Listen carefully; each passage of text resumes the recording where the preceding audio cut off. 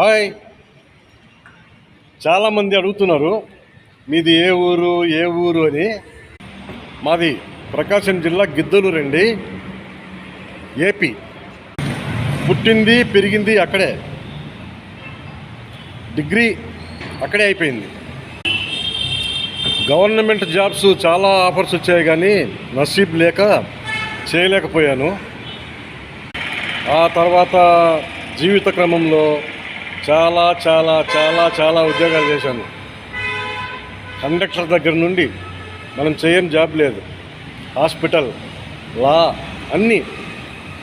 చివరికి నాకు నచ్చిన ఈ జాబ్లో సెటిల్ అయిపోయాను.